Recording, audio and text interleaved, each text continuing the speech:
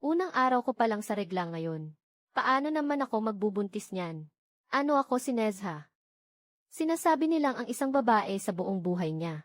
May dalawang pagkakataon para baguhin ang kapalaran niya. Una noong isilang siya. Ruru. At pangalawa kapag nag-asawa na siya. Pakasalan mo ako. Akala ko tama ang pinili kong pag-ibig. Hanggang sa may isang tawag. Payag ako. Natuluyang gumising sa akin sa katotohanan. Babe, buntis ka pala at napakalaking balita niyan. Bakit hindi mo agad sinabi sa akin?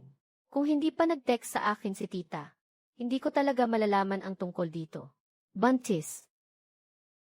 Ako ba? Kasalanan ko naging sobrang busy ko kasi kaya napabayaan kita. May masakit ba sa iyo ngayon? Ano ang sabi ng doktor? Malusog ba ang baby natin?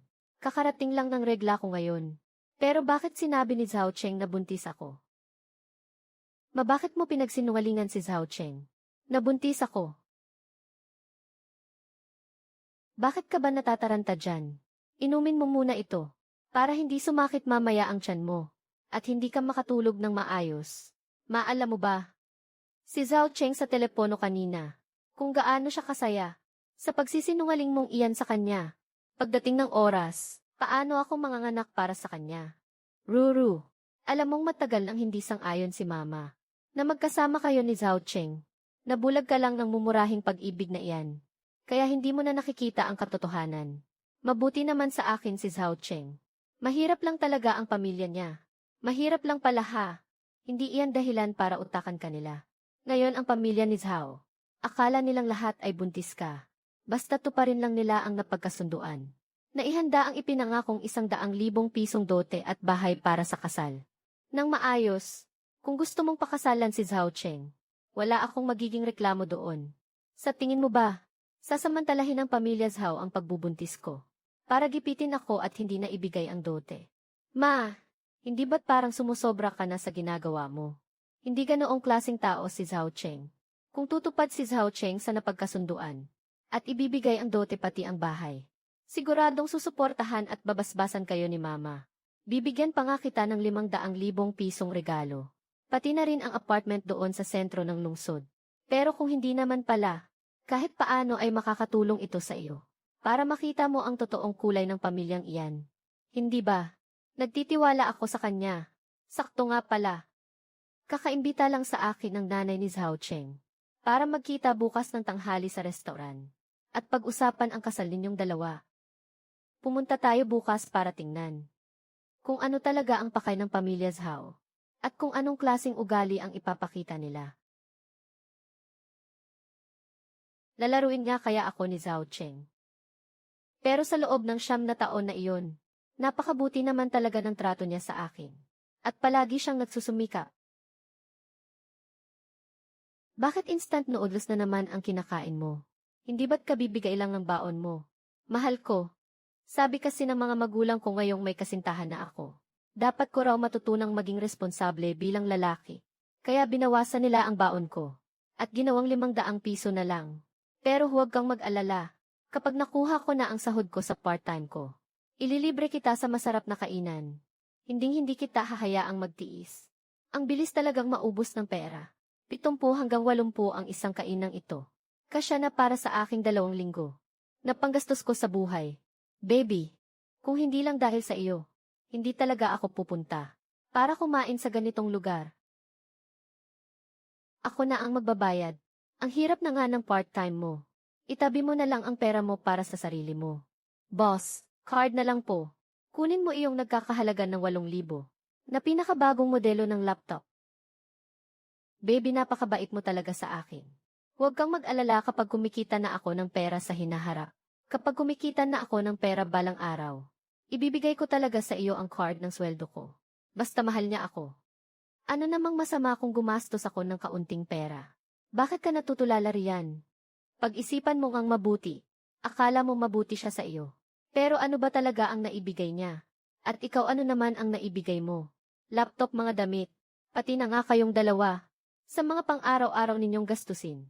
Lahat iyon ay galing sa family card ko na binigay ko sa iyo. Na ikaw pa ang nag-aabono sa kanya. Sa relasyong ito, sino ba talaga ang nakikinabang? Ang buong pamilya niya. Mula pa noong umpisa ay sinusubukan ka na nilang utakan. Ma, huwag mo naman laging gamitin ang pera para sukatin ang pagmamahal namin sa isa't isa. Mahirap lang si Zhao Cheng ngayon. Pero nagsisikap naman siya. CJ, bukas ay pupuntahan natin ang nanay niya. Nagtitiwala ako kay Zhao Cheng. Hinding-hindi siya ganyang tao. Ang ganyang klaseng tao na sinasabi mo. Ay naku, nandito na ang mabait kong si Roro. Bilis, pasok, dali. Tuloy ka at maupo muna. Sige po. Ang pagbubuntis ni Roro ay napakalaking magandang balita. Ang pamilya Zhao natin. Talagang doble ang grasya ngayon.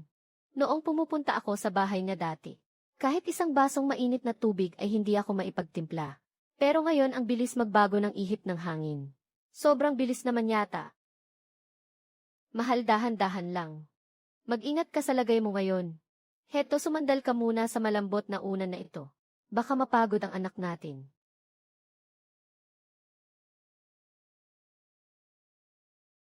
May dobleng ang grasya ang pamilya ninyo. Pero hindi pa kasal si Roro. At may anak na agad siya. Maganda bang pakinggan kapag nalaman ng iba? Pagdating ng oras, gusto niyo bang ang anak ko ay may malaking tiyan? Habang pinag-uusapan ng mga tao sa kasal niya. Tita, kahit ano pa pong sabihin ninyo. Ako po ang may kasalanan sa lahat ng ito. Kung may sisisihin po kayo, ako na lang.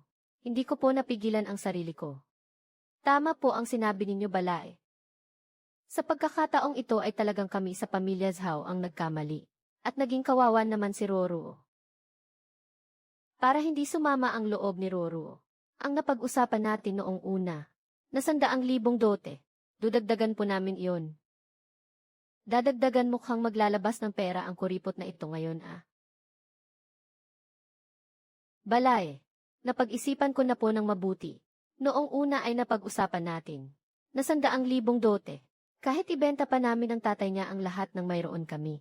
At makiusap kahit kanino para lang makahiram. Gagawa kami ng paraan para mabuo ang maswerteng halaga. Bibigyan namin si Roro ng 180,000. May anak na babae rin naman ako. Kung mangyari man ito kay Zhao Huan, hindi rin maganda ang pakiramdam ko sa loob-loob ko. Roro, huwag kang mag-alala. Kapag nakasal ka na rito sa amin, ituturing talaga kitang parang sarili kong anak. Kung maglakas loob si Xiao Cheng na saktan ang damdamin mo, ako mismo ang unang magtuturo ng leksyon sa kanya para sa iyo. Nay, huwag po kayong mag-alala. Napakabuting babae ni Roro. Kulang pa nga ang oras ko para alagaan siya. Mahal, malamig sa tiyan ang alimangong ito. Hinding-hindi mo ito dapat kainin. At saka iyong sabaw ng pagong ay baka magdulot ng pagkalaglag ng bata. Huwag mo ring tikman iyon. Kahit ang mga maliliit na detalyeng tulad nito ay alam ni Zhao Cheng. Sinaliksik niya ng maigi at malinaw. Kahit ang mama niya ay handang mangutang ng pera, para lang madagdagan ang dote para sa akin.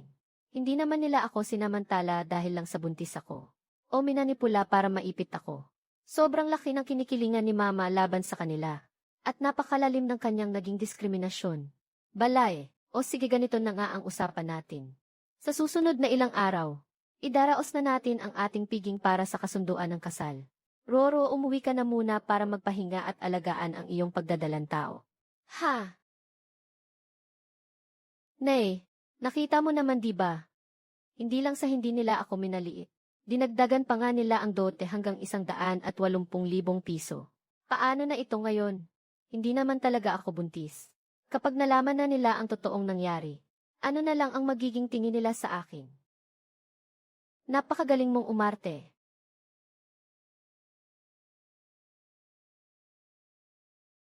Nay, hanggang kailan ka ba gagawa ng gulo? Doon sa restaurant kanina, nakita mo naman mismo, ang naging pakikitungo ng pamilya ni Zhao Cheng. Hindi lang sa hindi nila ako sinamantala dahil sa aking pagbubuntis. Para ipitin o minaliit ako. Mas naging mabait pa nga sila sa akin ngayon. Ang dot nga, mula sa 100,000. Itinaas pa nila sa 180,000. Ano pa ba ang gusto mong gawin nila? Matagal ko nang sinabi sa iyo. May pinapanigan ka lang talaga laban kay Zhao Cheng. Ngayon, tingnan mo ang nangyari. Hindi naman talaga ako buntis. Naisip mo ba man lang, kapag nalaman na nila ang katotohanan, ano na lang ang iisipin nila sa akin? Lalabas na sinungaling ako. Liruru. Ako ang nanay mo. Sa tingin mo ba ay ipapahamak kita? Madaling magsalita ng matatamis na salita. Pero ang mahalaga ay kung ano ang ginagawa niya. Halimbawa na lang noong bagong graduate ka pa lang. Sinabi ni Zhao Cheng na para makabili agad ng bahay, kailangan niyang mag-ipon ng pera. Kaya diretso siyang lumipat sa bahay na binili ko para sa iyo ng buo ang bayad. Nakikikain, nakikinom at nakikitira sa iyo. 5 taon na. Nasaan na ang naipon niyang pera at ang bahay? Napakamahal kaya ng mga bahay dito sa atin. Sa tingin mo ba ay ganoon lang kadaling bumili ng bahay?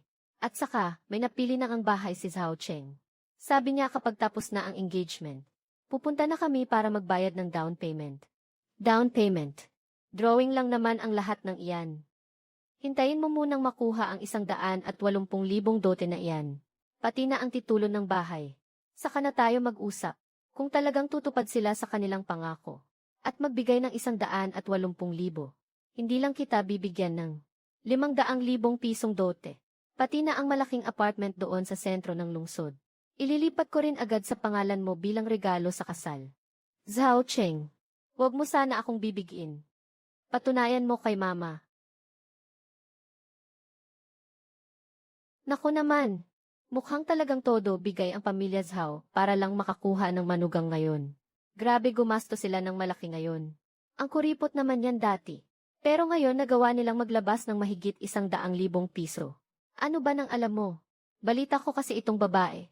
Napakayaman ng pamilya niya. Kahit nga itong marangyang hotel. Pamilya pa rin ang babae ang nagbayad. Ang galing talaga nitong si Zhao Cheng. Nakahanap ng mayaman na siya pa ang gumagastos para sa kanya. Siguradong ang pamilya Zhao ay yayaman na ng gusto ngayon. At ngayon, dumako na tayo sa pag-abot ng dote. Ruru. Heto ang galing sa aming pamilya Zhao. Ang dote namin para sa iyo na nagkakahalaga ng 180,000 piso. Itabi mo itong mabuti. Ngayong tinanggap mo na ang dote. Isang pamilya na tayo. Sana sa susunod na mga araw ay magsama kayo ng mabuti ni Zhao Cheng. At bigyan mo kami ng maraming apo para humaba ang lahi ng pamilya Zhao. Ang laki naman pala niyan. Ruru. Maliit na regalo lang ito mula sa pamilya namin.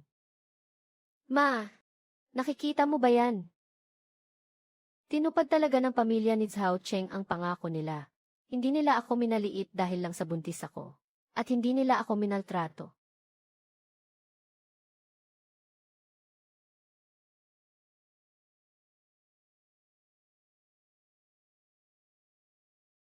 Tita, anong ginagawa nyo? Ikaw namang bata ka. Bakit mo bubuksan ngayon yan? Ang daming tao ang nakatingin o. Baka manakawan pa tayo kapag may nakakita. Makinig ka sa akin. Pagkatapos nating kumain at makauwi sa bahay, isara natin ang pinto at doon mo dahan-dahang tingnan. May mali rito. Ipinapakita lang naman ang dote.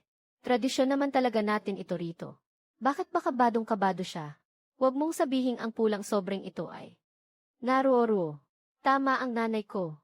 Natatakot si mama na baka masyadong kapansin-pansin ang cash. Kaya kumuha lang siya ng kaunting cash. Ang natitirang 180,000 ay nakalagay na lahat sa bank card. Pwede mo namang i-withdraw kapag kailangan mo na. Mas madali iyon kaysa sa puro cash. Mamaya na lang natin tingnan mabuti pag uwi natin sa bahay. Wala namang masama kung titingnan lang sandali ng mga balai natin. Hindi ba?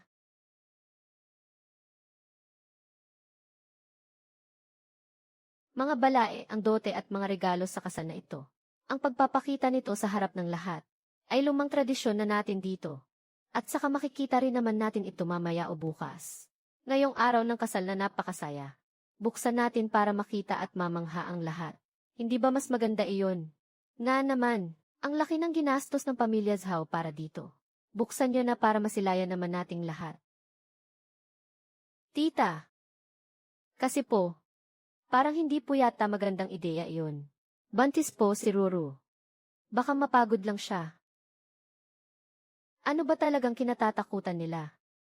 May kahina-hinala talaga sa ang pao na ito.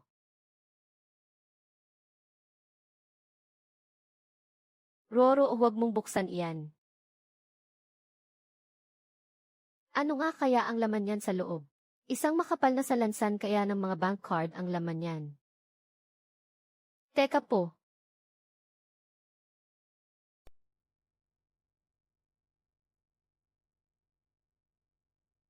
Ito na pala yung ibinenta ng pamilya nila ang lahat para lang makalikom. Para mabuo ang 180,000 pisong dote. Ay naku! Batang ito, bakit ba wala kang pakiramdam? Iabot mo nga sa akin bilis.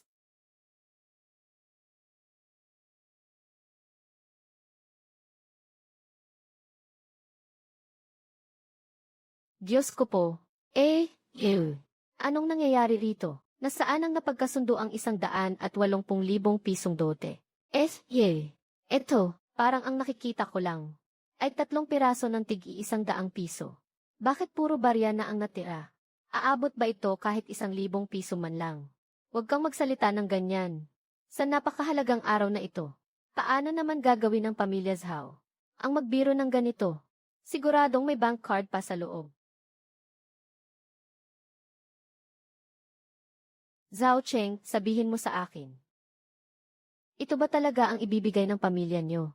Na 180,000 pisong dote para sa akin. Nasaan ang bank card? Ay naku Ruoro, huwag ka munang mag-alala. Ang pera ay nasa papel na iyon. Nasa papel ang pera. Anong klaseng kalokohang dahilan iyan? Ruoro, huwag mo munang tingnan, hintayin nating matapos ang seremonya. Saka tayo mag-usap ng pribado.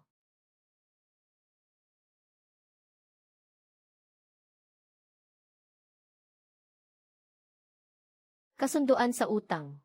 Si Wang Chanxiu ay may utang sa kanyang manugang na si Liroro na 170,000 pisong dote. Nababayaran sa loob ng 10 taon. Diyos ko po naman. Ngayon lang ako nakakita ng ganito. Ang dot ginawa pang utang. 170,000 babayaran pa sa loob ng 10 taon. 17,000 piso kada taon. Ang pamilya Zhao na ito, ginawa nilang pulubi ang babae, para lang basta paalisin. Ang 500,000 pisong dote ng babae, at titulo ng bahay, ay nakahanda na doon. Samantalang ang pamilya nila, gusto nilang makakuha ng libre ng walang nilalabas na pera. Ang kakapal ng mukha nyo.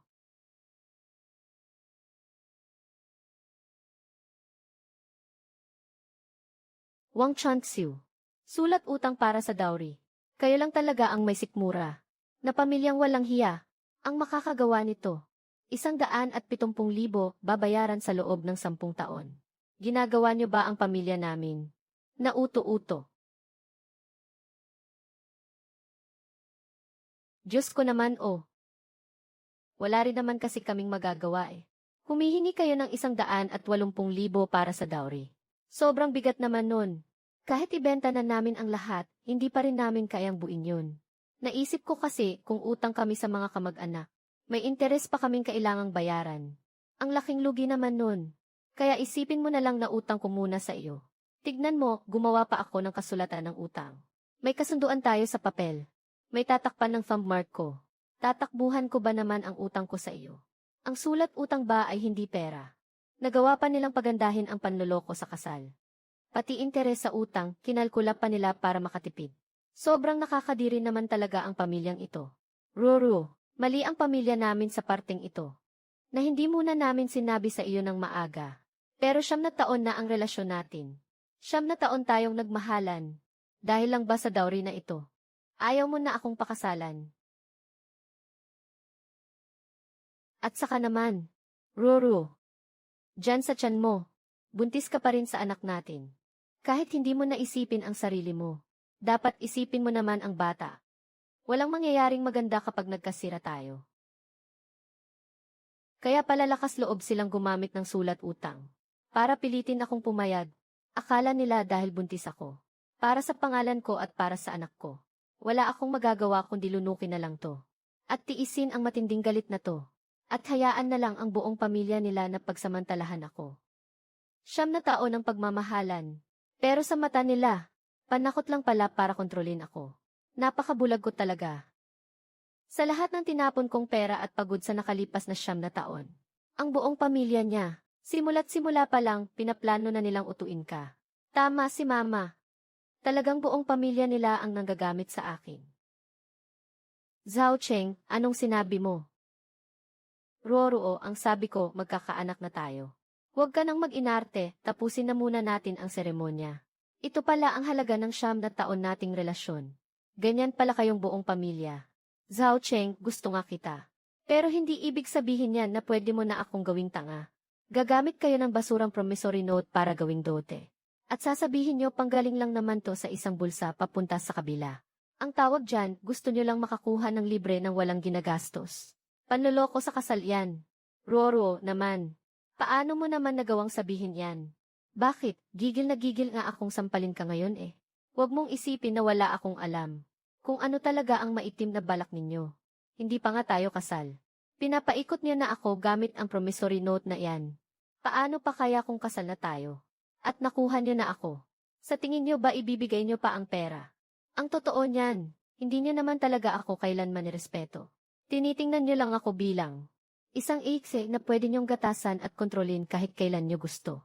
Sa lahat ng mga kamag-anak at kaibigan na nandito ngayon, nakita niyo naman po ang lahat, na si Zhao Cheng at ang pamilya niya ang nanloko, at naunang nanggamit sa akin. Ang ganyang klase ng pamilya, hindi kayang abutin ng isang liroro. Kanselado na ang engagement party na to ngayon. Hindi na tuloy ang kasal na to. Liroro. Bakit ba napakayabang mo? Tama na ang pagpapakipot. Baka sa huli ikaw lang din ang magsisi. Kung ako sa iyo, na may ganitong boyfriend na buong pusong nagmamahal sa iyo. At ngayon nga ay buntis ka pa sa kanya. Kahit walang kotse, walang bahay o dote. Ano naman ngayon? Pakakasalan ko pa rin siya. Masyado ka kasing materialistikong babae. Lahat na lang sinusukat mo sa pera. Nabibili ba ng pera ang tapat na pagmamahal at kaligayahan? Babae rin naman siya. Pero nagagawa niya pang gawing tama ang panloloko sa kasal. Nang ganoon kakapal ang mukha. Ibang klase talaga ang lahi ng pamilyang Zhao. Huwag kang ang magkunwaring disente rito. Buntis ka na nga sa anak ng kuya ko. Pagkalipas ng 2 buwan kapag malaki na ang tiyan mo. Kapag hindi ka nagpakasal sa kuya ko. Sino pa ang magkakagusto sa isang segunda manong katulad mo? Roro, prangka lang talaga magsalita si Juan Juan. Pero may punto naman siya. Alang-alang sa katotohanang buntis ka na. Sa anak natin, bibigyan kita ng huling pagkakataon. Humingi ka lang ng tawad ngayon. Kahit hindi bayaran ng mga magulang ko ang utang na ito. Ako na mismo ang magbabayad nito balang araw. Kapag kasal na tayo, ibubuhos ko ang buong puso ko para sa iyo at sa anak natin. Magiging mabuti akong asawa at ama sa kanya. Pag-isipan mo itong mabuti. Segunda mano, wala nang ang pera. Puro ka lang naman drawing. Zhao Cheng, hindi mo naman siguro iniisip na wala akong alam sa batas. Ang sweldo mo kapag kasal na tayo ay magiging conjugal property natin. Gagamitin mo ang pera nating dalawa para bayaran ang utang mo. Para ko na ring pinakasalan ang sarili ko. Dahil paulit-ulit ninyong binabanggit ang tungkol sa bata. Kung makapagsalita kayo ng segunda mano, pues sasabihin ko na sa inyo ang totoo. Sasabihin ko sa inyo ang totoo. Hindi talaga ako buntis. Roro, ikaw, ano bang pinagsasabi mo? Ang tungkol sa pagbubuntis ay ang nanay mo. Mismong nagsabi sa akin. At ngayon nagsisinungaling ka pa rito. May kwenta ba yan? Liroro, huwag ka nang magmaang-maangan dito. Ginagawa mo lang yan para hindi ka mapahiya. Sinasadya mo lang sabihin yan, di ba? Kapag lumaki na yung tiyan mo pagkalipas ng ilang buwan. Tingnan natin kung maitatago mo pa yan. At saka ikaw sa uhuan. Kung ang nabuntis na ay tinatawag ninyong segunda mano, di ano naman ang tawag sa lalaking nakabuntis? Ano ang tawag sa kanya? Basura rin ba? Zhao Cheng, makinig kang mabuti. Hindi ako buntis. Baka na lang ng nanay ko yun para subukan. Ang pamilya ninyo, buti na lang napakatalas ng isip ng nanay ko. Ginamit niya ang paraang ito para lumabas ang inyong tunay na kulay. Kung hindi ay masisira lang ang buhay ko sa inyong mga linta at vampira. Hindi ko akalain, sa isang subok lang ay lumitaw agad ang totoong pagkatao ng pamilya ninyo. Kung tinupad lang ninyo ang usapan natin, at ibinigay ang 180,000 pisong dote, hindi naman talaga kukunin ng pamilya ko ang perang iyon. Ang tanging gusto lang naman namin, ay ang inyong magandang pakikitungo at respeto. Kaso kahit magpanggap man lang ay hindi ninyo nagawa. Hindi, impossible. Nagtulong-tulong kayo para lokohin ako. Sige lang, nagsabuatan kayong mag-ina, para lokohin kaming mga Zhao. Isa kang manloloko. Ang kapal ng mukha mo. Hindi naman ang pamilya namin ang ayaw. Natanggapin ka bilang manugang. Ngayong araw sasabihin ko na sa inyo. Kung ngayon din, ay luluhod kayo at hihingi ng tawad sa amin. Pagbibigyan pa kayo ng tatay ni Zhao Cheng. Napalagpasin ang mga sinabi mo ngayon. At payagan kayong magpakasal. Baliktad yata ang sinasabi mo. Kung sakaling sa hinaharap ay ang anak mo, ay walang mapangasawang babae. Kahit pumunta pa siya sa amin, at lumuhod sa harap ng ruoro ko, hindi ko papayagang ang katulad niya, ay maging manugang ko. Tingnan ninyong mabuti. Ito ay naglalaman ng 500,000 pisong cash. Ito ang titulo ng 180 metro kwadrado, na luxury apartment sa gitna ng lungsod. Matagal ko nang sinabi, kung tinupad lang sana ng pamilya ninyo ang pangako, na magbigay ng 180,000 dote. Mapupunta sana ang lahat ng ito sa aking anak bilang dote niya. Sayang at bukod sa mahirap na nga ang pamilya ninyo, ay madaya pa kayong nagbigay ng isang lumang kasulatan ng utang, para lang maisahan ang anak ko. Ang mga bagay na ito, ay hindi ninyo kailanman karapat dapat hawakan sa buong buhay ninyo.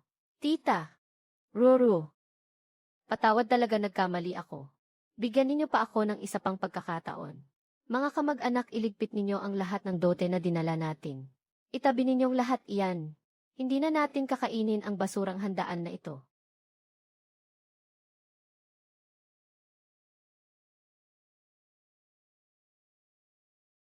Dahil mahilig naman mang-utak ang pamilya ninyo. Ang perang ito, ay itabi ninyo na lang para sa sarili ninyo. Pambili ng kabaong ninyo. Bless you.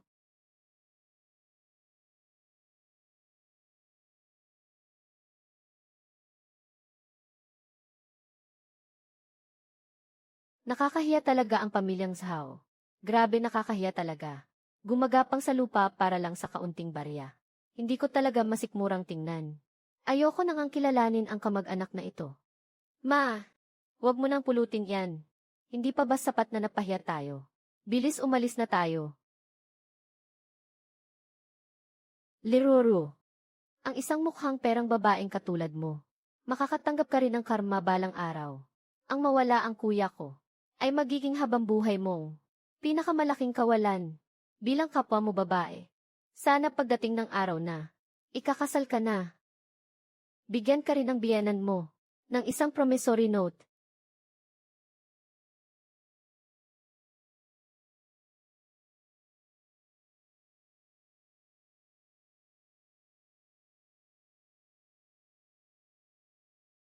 Ruru, itong mga nakaraang araw sa bahay, kumusta ang pahinga mo? Napag-isipan mo na ba ng mabuti? Ma, patawad po. Mali po ako noon. Hindi ko po dapat dahil kay Zhao Cheng nakipag-away sa inyo. Napakatanga ko talaga. Nananiwala ako sa taong tulad niya. Anak kita. Bilang nanay mo, paano ko naman magagawang magalit sa sarili kong anak? Noong hindi pa kasal ang nanay mo, lumaki rin akong sunod sa layaw ng pamilya ko. Noong araw ang lolo at lola ko, naghanap para sa akin ng isang lalaking kapantay ng aming estado. Pero ang papa mo pa ang nagustuhan ko. Ang mahirap na lalaking iyon, at nakipagtanan sa kanya ng walang pag-aalinlangan. At ano ang nangyari? Noong 4 na taong gulang ka pa lang, ang papa mo at ang sekretarya niya ay nagkaroon ng relasyon. Gusto niya agad makipaghiwalay sa akin.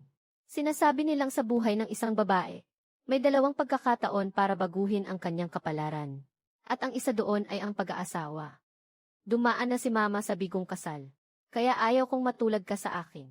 Sana, maging masaya ang anak ko habang buhay. Ma, salamat po. Salamat po sa pagtulong sa akin. Nandito sa loob ang 500,000. Dot mo sana ito noong una. Pero ngayon hayaan mong maging. Regalo ko na lang para maging mulat ka na. At magsimula ng bagong buhay. Sana ay mas maging maganda ang takbo ng buhay mo mula ngayon. Simula sa araw na ito, mabubuhay na ako para sa sarili ko. Hindi ko na ibababa ang aking pamantayan.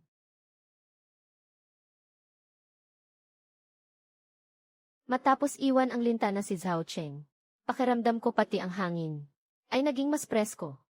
At ganado rin ako sa aking trabaho.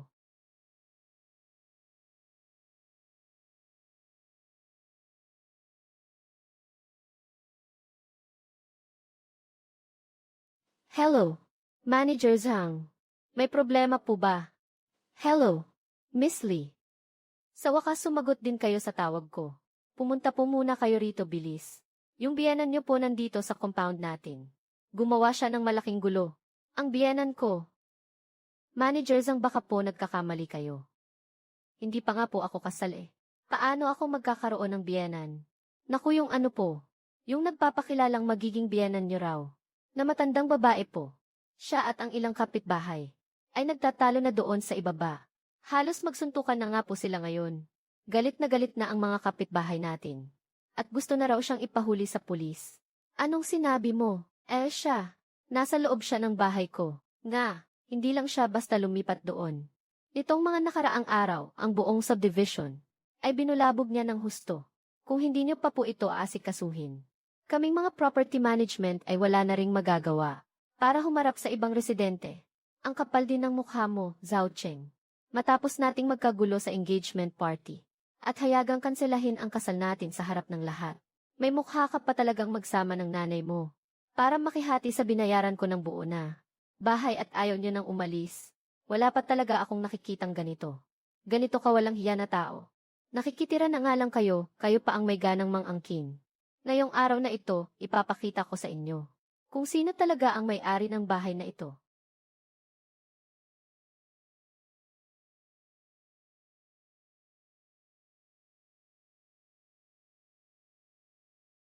Manager Zhang, ano ba talagang nangyayari dito? Yung matandang babaeng yun, ano ba talagang ginagawa niya? Naku, Miss Lee, salamat naman at dumating din kayo. Ikaw ba yung bagong lipat na? Manugang doon. Pwede mo bang pagsabihan ang biyenan mo? Para siyang demonyong nagkatawang tao. Totoo yan, yung aso ko nga na. Tahimik lang na naglalakad sa ibaba. Bigla na lang niyang nilapitan at sinipa. Tapos nagsisigaw pa siya at nagmura. Dahil hinaharangan daw ng aso ang dinadaanan niya. At kapag alas 8 na ng gabi, inilalabas pa niya ang malaking speaker sa sala. At nilalakas ng todo para magsayaw ng square dance. Ang chandelier ng kapitbahay sa ibaba ay muntik na ring malaglag sa lakas ng yanig. Hindi pa dyan nagtatapos ang lahat. Dahil tuwing alas 4 ng umaga, alas 4 ng umaga talaga, ay nagtatagtad siya ng tadyang ng baboy sa kusina ng napakaingay. Kaya nagigising ang buong gusali dahil sa ingay niya. 4 na araw pa lang, lahat ng pwedeng kaawayin sa subdivision natin. Ginalit niya na lahat. Buwisit na buwisit sa kanya ang lahat pati aso. 4 na araw ibig sabihin. Pagkatapos ng engagement party, ang buong pamilya nila, bukod sa hindi na sila nahiya, lumipat pa sila agad sa loob ng bahay ko. Zhao Cheng, ang pamilya nyo. Talagang sagad sa buto ang kakapalan ng mukha nyo at wala ng kapantay. Mga kapitbahay, pasensya na po. Naabala ko kayong lahat. Pero una sa lahat, kanselado na ang kasal namin ng anak niya. Hindi ko siya biyenan. At pangalawa, ang bahay na ito ay sarili kong bahay na binayaran ko ng buo. Iligal silang pumasok at nanghihimasok sa ari-arian ko. Kanselado na pala ang kasal pero nakikitira pa rin sa bahay ng iba. At ayaw pa ring umalis sa bahay ng babae. Gawa yata sa semento ang mukha ng mga ito sa kapal. Siya nga pala, Miss Lee. Umakyat ka na agad doon para makita mo. Ang dami niyang inilabas mula sa loob ng bahay mo, na mga gamit mo at itinambak sa labas. Punong-puno ang buong daanan, dahil nakatambak lahat sa fire exit. Ano?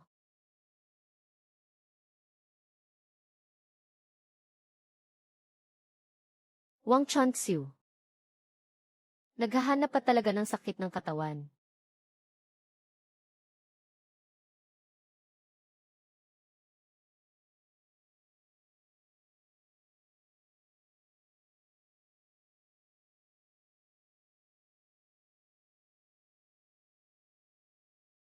O tingnan mo nga naman kung sino ito. Ikaw lang pala naman, luloko ka. May mukha ka pa talagang magpakita rito. Wang Chunxiu, may amnesia ka ba? Noong engagement party pa lang, ay kinansela na natin ang kasal. Bahay ko ito. Sino ang nagbigay sa iyo ng lakas ng loob na lumipat dito? Kanselado ang kasal dahil lang sa sinabi mo. Buntis ka pa rin at dala-dala mo sa tiyan mo ang nasaan na ang dugot laman ng pamilya Zhao namin. Sinasabi ko sa'yo, basta't buntis ka sa apo kong lalaki. Sa anak ko mapupunta ang bahay na ito. At titira ako rito sa bahay ng anak ko. Ay talagang natural at tama lang. Diyos ko, ang matandang ito. Napakatigas naman ng mukha niya. Sabi na nga ng babae na hindi siya buntis. Kanselado na ang kasal pero ginagamit pa rin niya iyon na dahilan. Nga, baka naman ang anak niya ay isang palamunin lang. Kaya isinama ang buong pamilya para mangagaw ng ari-arian. Usaping pampamilya namin ito. May karapatan ba kayong makisawsaw? Liroro, sinasabi ko sa'yo, matuto kang lumugar. Humingi ka agad ng tawad sa anak ko. At magpakasal na kayo. Kung hindi, talagang titira ako sa bahay na ito. At huwag mo nang pangaraping mapalayas ako rito. Kasi, ang makipagpaliwanagan sa ganyang mga walang hiya ay pagsasayang lang talaga ng laway. Dahil ayaw ninyo ng maayos na usapan. Huwag ninyo akong sisihin kung patulan ko kayo. Liroro, huwag ka nang magmaang-maangan dyan. Buntis ka naman sa anak ko. Kaya sa anak ko ang bahay na ito. At titira ako kung kailan ko gusto. May magagawa ka ba? Naku naman, sa haba ng buhay ko. Ngayon lang ako nakakita ng ganyang kawalang hiya na tao. Binili ng cash ng babae ang bahay na iyan. Tapos paano naging sa anak mo na agad iyan? Nga naman, bakit wala bang mga kamay ang anak mo? O kaya ay wala siyang mga paa? Hindi man lang makabili ng sariling bahay. Kaya isinama ang buong pamilya para makihati at umasa sa iba. At may gana pa siyang magmalaki ng ganyan. Talagang ibang klase ito. Ngayon lang ako nakakita ng ganitong kakapal. At doon pa talaga sa handaan ng kasal ng babae. Nilinaw ko nang ang hindi ako buntis. Pero gumagawa pa rin ng bastos na chismis ang pamilya nyo. Nababaliw na ba kayo para mangangkin ng libre? Sinungaling kayo. May degree sa kolehiyo ang anak ko. At may marangal siyang trabaho. Ang malanding babaeng ito ang naghahabol sa pamilya namin. Sa isang mangmang sa batas at walang modong katulad mo. Pagsasayang lang ng oras ang makipag-usap pa. Wang Chanxiu. Kung sa tingin mo talaga ay sayo ang bahay na ito, hayaan nating ang pulis ang magdesisyon kung sino ang tama. Ikaw, may lakas ng loob ka talagang tumawag ng pulis. Walang hiya kang babae ka. May gana ka pang ipahuli sa pulis ang biyenan mo. Sasabihin ko ito sa huling pagkakataon. Kanselado na ang kasal namin ng anak mo. Labag sa batas ang pagpasok mo ng walang pahintulot sa bahay ko. Hello, officer. Gusto ko pong mag-report. Dito po sa Jingxiu Huiting Community Building 3, Unit 1201. May pumasok po ng walang pahintulot sa bahay ko. At sinira pa po ang mga personal kong gamit. Buntis ka na sa magiging apo ko. Kaya sa anak ko na rin ang bahay na ito. At may karapatan akong tumira rito kung kailan ko gusto. Matagal na kaming hiwalay ng anak mo. At hindi rin ako buntis. Kapag hindi mo pa tinigilan ang paninirang iyan, kakasuhan din kita sa pagpapakalat ng chismis. Kasama ang lahat ng iba mo pang ginawa. Wala nang hustisya sa mundong ito. Ipapahuli na ng manugang ang kanyang sariling biyenan. Tatawagan ko ang anak ko. Para pauwiin siya rito at turuan ka ng leksyon. Officer Po, pakiusap po pakibilisan ninyo ang pagpunta rito. Hindi lang po mamahaling gamit ang nasa loob ng bahay ko.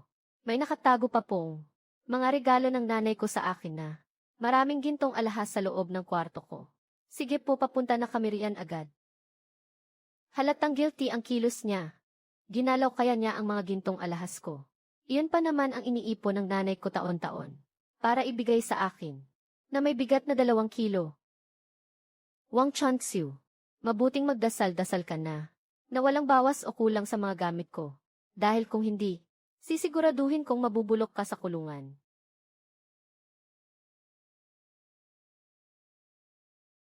Sino ang tumawag sa pulis? Anong nangyayari rito? Sir Police, ako po ang tumawag sa inyo. Ang babaeng ito ay nanay ng ex ko. Hindi natuloy ang kasal namin ng anak niya. Pero ang buong pamilya nila ay hindi lang pilit na umangkin. Sa bahay ko, sinira pa nila ang mga ari-arian ko. Sir Police naman tulungan niyo naman po ang isang kaawang-awang matanda na tulad ko. Manugang ko po siya. Malinaw naman na ang bahay na ito ay binili ng anak ko. Gusto ng impaktang ito na umatras sa kasal. At gusto pa kaming buong pamilya na palayasin para maging palaboy sa kalsada. Gusto niya kaming patayin sa hirap. Kaming mag-inang walang kalaban-laban. Na tumayo muna kayo riyan at mag-usap ng mahinahon. Kalma lang po kayo. Sir Police, huwag kayong maniwala sa mga pinagsasabi niya. Sinabi na nga ng dalaga, nakanselado na ang kasal. Ang matandang ito sa lugar na ito ay naghahari-harian na ng ilang araw. Tama, malinaw naman na ang pamilya nila ang gustong maging palamunin. At ayaw talagang umalis dahil magkaiba ang kwento ninyong dalawa. Pakipakita nga po ang titulo ng bahay na ito. Katibayan ng pagmamay-ari. Ito ang aking titulo. Maaari ninyo itong suriin. Ang bahay na ito ay binayaran ng buo ng nanay ko at nakapangalan sa akin bago pa kami ikasal. Mrs. Matapos naming suriin. Ang bahay na ito ay talagang kay Miss Lee. Sarili niyang ari-arian. Ang pangalan ng anak ninyo ay wala naman talaga rito. Hinihiling ngayon ni Miss Lee na umalis na kayo agad kung magpapatuloy kayo sa paggugulo at sa pang-aagaw ng pribadong ari-arian ng iba. Kaming mga pulis ay may karapatang gumamit ng puwersa laban sa inyo. Mga sir, pakiusap po. Samahan ninyo akong pumasok para mag-inspeksyon. Hinala ko kasi, hindi lang sila basta nag-trespass. Sinira rin nila ng husto ang bahay ko at mga gamit ko. Sige po.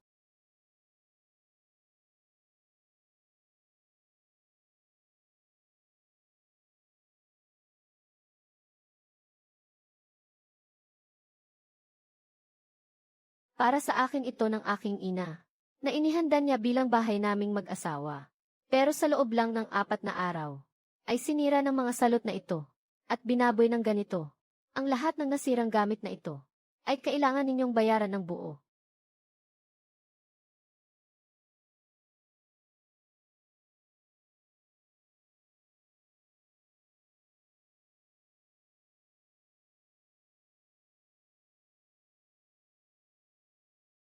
Mga sir, nakikita ninyo naman po di ba? Ito ang tinatawag nilang pamilya. Ang bahay ko ay ginawa nilang libreng kulungan ng baboy. Gising.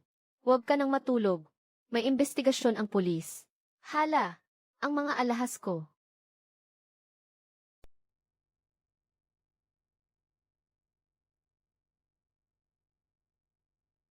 Sundan mo sila sa loob.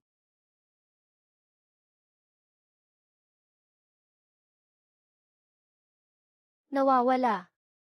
Ang 40 gramong binigay sa akin ni Mama. Nawawala ang tradisyonal na purong gintong bracelet. Malaki ang ginastos ni Mama noon. Para lang mabili iyon. Ngayong sobrang taas na ng presyo ng ginto. Mahigit 100,000 na ang halaga niyon. Wang Chantsu. Nasaan ang ginto kong bracelet? Ano? Anong gintong bracelet? Hindi ko alam ang sinasabi mo. Wala akong kinuha sa mga gamit mo. Hindi mo kinuha. Pinwers ang buksan ang safe. At iisang bagay lang ang nawawala sa loob. Ang 40 gramong purong gintong bracelet. Bukod sa inyo, mga magnanakaw na basta-basta na lang pumasok sa bahay ko. Sino pa ba ang kukuha niyon? Ginang, isang seryosong krimen ang pagnanakaw ng mahahalagang bagay. Ang 40 gramong gintong bracelet ay may napakalaking halaga base sa presyo ng ginto ngayon. Sapat na iyon para makulong ka. Mabuti pang magsabi ka na ng totoo. Nagkakaisa kayo para apihin ang isang matandang tulad ko. Ano namang ebidensya ninyo? Para sabihin ako ang kumuha niyon. Baka naman siya mismo ang nagtago niyon. Para lang palabasing ako ang nagnakaw. Ayaw mo talagang umamin ng kusa. Titiyakin kong mabubulok ka sa kulungan ngayon. Sige lang, kayong mga pulis. Siguradong nasuhulan kayo ng malditang babaeng iyan. Kaya nagkakaisa kayong apihin ang isang matandang tulad ko. Sinasabi ko sa inyo, hindi ako nagnakaw at iyon ang totoo. Pinagbibintangan ninyo lang ako. Ginang, dahan-dahan po kayo sa pananalita ninyo. Tungkulin ng bawat mamamayan ang makipagtulungan sa investigasyon. Kaya huwag na kayong gumawa ng gulo. Bakit ba napaka-impulsibo niya? Sobrang kalokohan na to. Itigil mo ang marahas mong pagkilos. Tumigil ka ngayon din. Kung hindi ay mapipilitan kaming gamitan ka ng puwera. Akala mo naman natatakot ako sa'yo. Mahigit 60 taong gulang na ako. Ano bang magagawa ninyo sa akin? Subukan ninyo akong arestuhin kung matapang kayo. Unang babala. Pakiusap, itigil mo agad ang paglaban sa batas. Ikatlong babala.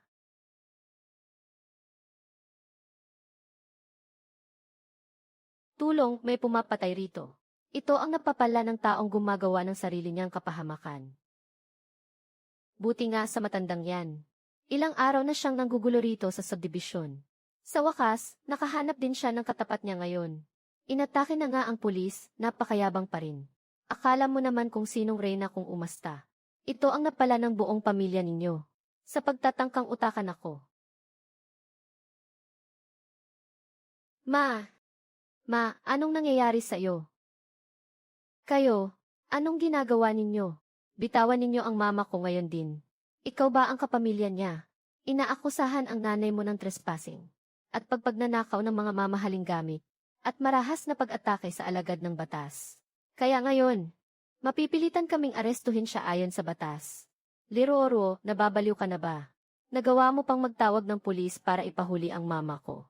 Kahit na hindi natuloy ang kasal natin. Kahit na may nagawang mali ang pamilya namin. Kailangan mo ba talagang maging ganyan kalupit? Gusto mo ba talagang sirain ang buong pamilya namin? Para lang makontento ka. Ako pa ang walang puso. Zhao Cheng, linawin natin to. Ang buong pamilya mo ang parang mga linta na nakikitira sa bahay ko at ayaw nang umalis. Ang mama mo, ang nagnakaw ng ginto kong pulseras na nagkakahalaga ng mahigit 100,000. At siya mismo ang umatake sa pulis. Ang buong pamilya nyo, ubod ng walang hiya talaga. Ngayong araw walang makakapaglitas sa inyo. Zhao Cheng, pagkatapos ng biglaang pagtatanong namin sa nanay mo, umamin na siya. Ang ex-girlfriend mong si Liruru. Sa loob ng safe sa master bedroom. Yung 40 gramong purong gintong bracelet. Ikaw ang kumuha. Siya pala talaga. Hindi lang niya isinama ang buong pamilya niya para agawin ang bahay ko, kundi ninakaw pa niya mismo ang dot ko. Mamang pulis, hindi ko po ninakaw yun. Hiniram ko lang naman talaga yun ng sandali. Hey Ram, nagpaalam ka ba sa may-ari? Pag nanakaw ang tawag dyan. Nagkamali ako. Nagkamali talaga ako. Ruru, pakinggan mo muna ang paliwanag ko. Zhao Cheng, nasaan ang gintong bracelet ko? Saan mo dinala yun? Binigay ko ang bracelet sa kapatid kong si Zhao Huan. Si Zhao Huan, anong ginawa niya doon? Si Huan. Siya, kamakailan lang kasi. Nakahanap siya ng boyfriend na maganda ang estado sa buhay. Kahapon pumunta siya sa bahay ng lalaki para makipagkita sa mga magulang. Para lang magpasikat. Sarili niyang desisyon na. Ibigay ang gintong bracelet na yun sa magiging biyenan niyang babae bilang regalo sa unang pagkikita. Ginamit ang dote na ibinigay ng nanay ko para lang ibigay sa magiging biyena ng hipag ko bilang regalo sa unang pagkikita. Ang pamilya Zhao na to, paano ba nila nagagawang maging ganito kawalang hiya at mukha pang may katwiran? Ang galing mo, Zhao Cheng. Ang buong pamilya nyo, talagang eksperto sa panlalamang sa kapwa. At talagang sinagad nyo pa. Roro o nagmamakaawa ako sa iyo. Huwag mo akong isumbong sa pulis. Sasabihan ko agad si Huan. Nabawiin ang pulseras. Mababawi pa ba? Ibinigay na iyon bilang regalo. Sa tingin mo ba ibabalik pa nila iyon sa iyo? Hindi ba paborito ninyong magkwenta ng pera? Ngayong araw gagamitin ko ang pera para makipagtuos ng maayos sa inyo. Ginoong pulis. Ito po ang resibo. Nang bilhin ito ng aking ina para sa 40 gramo na purong gintong pulseras. Ruru, ilang taon na ang nakalipas ng bilhin ang pulseras na iyan. Noon mahigit 300 lang kada gramo ang presyo ng ginto. Sa kabuuan mahigit 10,000 piso lang iyan. Pwede ko bang bayaran ng hulugan? Mahigit 10,000. Zhao Cheng, ginagawa mo ba akong tanga? Huwag mong sabihin, hindi ka man lang nanonood ng balita ngayon. Mahigit 300 lang ang ginto noon. Pero ang ginto ngayon ay biglang sumirit na ang halaga. Hanggang 1,200 piso kada gramo. 40 gramo ang pulseras ko. At base sa kasalukuyang presyo sa merkado, nagkakahalaga ito ng eksaktong 48,000 piso. 48,000. Paano nangyari iyon? Pangingikil na iyan. Bukod sa pulseras, pumasok ng walang pahintulot ang pamilya ninyo sa bahay ko. Sa loob ng 4 na araw ang bahay pangkasal na binayaran ko ng buo, ay ginawa ninyong kulungan ng baboy, gasgasan ang sahig na kahoy, marumi na ang leather na sopa, at punong-puno ng dumi ang mga pader. Kahapon, nagpatawag na ako ng eksperto para suriin ang pinsala. Ang kabuang gastos para sa pagkumpuni ay 32,000 piso, 48,000 piso para sa gintong bracelet, at 32,000 piso para sa sira sa renovation. Zhao Cheng, kailangang bayaran ako ng buong pamilya nyo ng eksaktong 80,000 piso. Walang bawas kahit 1 sentimo. Liroro, o nasisiraan ka na ba ng ulo dahil sa pera? Malinaw na pangingikil na tong ginagawa mo. Sinasabi ko sa iyo, wala akong pera para sa iyo. Patayin mo na lang ako kung gusto mo. Yung walang kwentang bracelet na iyon. Ipapakukuha ko na lang sa kapatid ko para maibalik sa'yo. At tungkol naman sa kaunting sira sa renovation na iyan, bibili lang ako ng isang lata ng pintura para mapintahan yan at ayos na. 80,000 piso. Mangarap ka ng gising. Talagang ayaw mong makinig hanggat hindi ka napapahamak ano. Sige, pagbibigyan kita sa gusto mo. Officer. Dahil tumatanggi siyang magbayad ng danyos, hindi na tayo makikipag-areglo sa kanya. Dumiretso na tayo sa legal na proseso. Sa pagkakaalam ko, ang pamantayan para magsampa ng kasong pagnanakaw.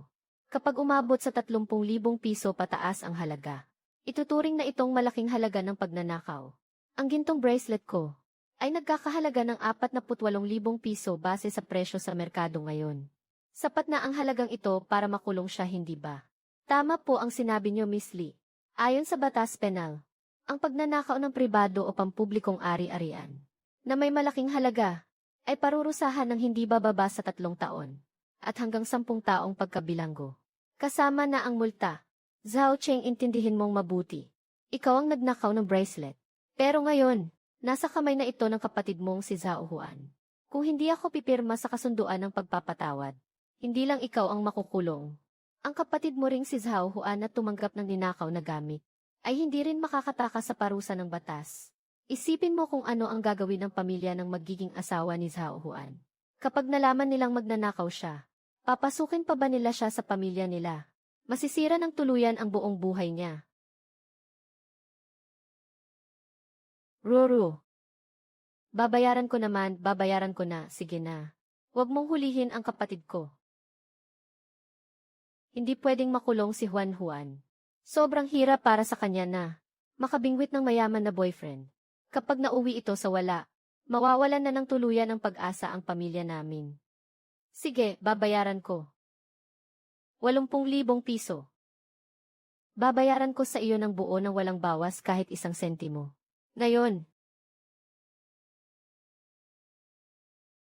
Hello po, Tito. Ako po ito, si Xiao Cheng. Kailangan ko po ng pera ngayon. Pwede po ba ninyo akong pahiramin ang 20,000 piso? Hello classmate, tulong naman oh.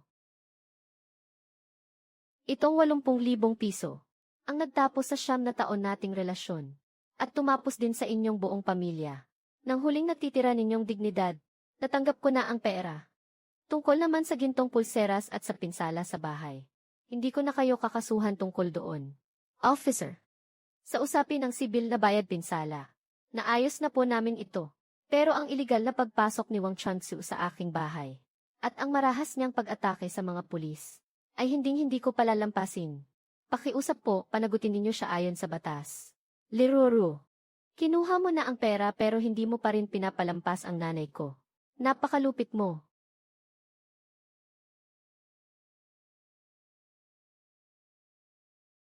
Si Ocheng, ayaw ni Mama na makulong.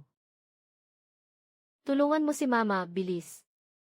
Wang Changsu, inaakusahan ka ng iligal na pagpasok sa pribadong tahanan, paggawa ng gulo, at marahas na pag-atake sa alagad ng batas. Napakalubha ng iyong ginawa, kaya ngayon, ayon sa batas, ay papatawan ka ng parusa na. Parusang 5 araw na pagkakakulong. Dalhin na yan. 5 araw sa kulungan. Simula pa lang ito ng karma ng buong pamilya nyo. Liruru. Masyado mong pinasama ang sitwasyon. Gusto mo ba kaming tuluyang itulak sa kapahamakan? Bago kang makontento. Itulak sa kapahamakan. Zhao Cheng. Sakim at walang kabusugan ang pamilya nyo. Ginusto nyo yan. Liruru. Huwag kang magsaya ng maaga. Talagang porsigido kang maging single mom ha. Sinasabi ko na sa iyo ngayon pa lang. Kahit lumuhod ka pa at magmakaawa sa akin balang araw, hindi pa rin kita pakakasalan. At lalong hindi ko kikilalanin ang bastardo sa tiyan mo. Akala talaga niya buntis ako. Ibang klase rin ang takbo ng utak niya. Tanga!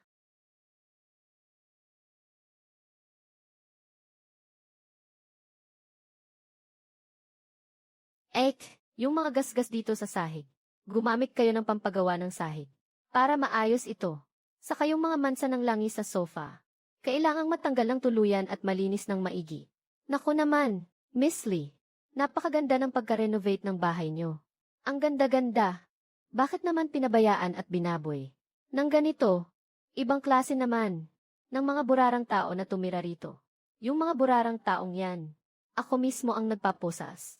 At nagpakulong sa kanila. Para pagbayaran nila. Ang lahat ng ginawa nila. Miss Lee, napalitan na po ang seradura. Ito ang may pinakamataas na kalidad ng seguridad. Pwede rin po itong ikonekta sa API sa cellphone nyo. Para mabantayan nyo kahit kailan. Pakirehistro na po. Gawin nating fingerprint at password na lang. Simula sa araw na ito, ang pintong ito ay para lamang. Sa sarili ko bubukas. Yung mga sumusubok na. Sumipsip ng dugo ng mga parasito. Hinding-hindi na makakaasa na. Makakatapak pa rito kahit kalahating hakbang.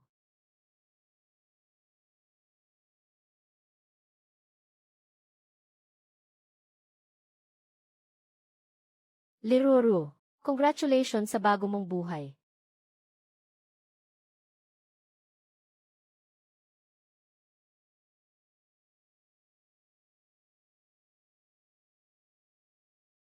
Diyos ko, tignan niyo dali ang trending dito sa atin. Ang yabang naman ng matandang babaeng ito. Ang lakas ng loob na manakit ng pulis sa harap ng publiko. Grabe talaga. Yung pagwawala at paggulong-gulong niya. Daig pa ang reinkarnasyon ng demonyo. Ang kapal talaga ng mukha niya. Sandali lang, hindi ba parang pamilyar ang mukha ng matandang ito? Ay nga, ngayong sinabi mo yan. Hindi ba ito yung nung nakaraang araw? Nasikat sa internet dahil sa promissory note na ginawang dote. Yung toxic na biyena na babae. Wang Chunxiu. Ang video kung saan sinaktan niya ang pulis ay kumalat na sa internet. Walang hiyang matandang ito. Kinansela na nga ng babae ang kasal. Pero dinala pa rin ang buong pamilya para ubusin ang pera ng babae. Hindi ba siya yung may bitbit na promissory note para gawing dote yung napakasamang biyenan? Balita ko ay college student pa naman yung anak niya. Bakit nagkaroon siya ng ganyang klaseng ina? Sino naman ang maglalakas loob na magpakasal sa ganyang pamilya? Zhao Cheng, kayong buong pamilya. Di ba sobrang mapagpahalaga kayo sa reputasyon nyo? Ngayon ang reputasyon nyo ay tuluyan ng nyuraka ng buong mundo sa internet. Ang karma na ito ay sa wakas bumalik din sa inyo. Basta makuha ko lang ang pagiging supervisor. Na pwest, makakakuha kami ng karagdagang 8,000 piso bawat buwan. Pagdating ng oras ay ipapakasal na rin natin si Juan Juan.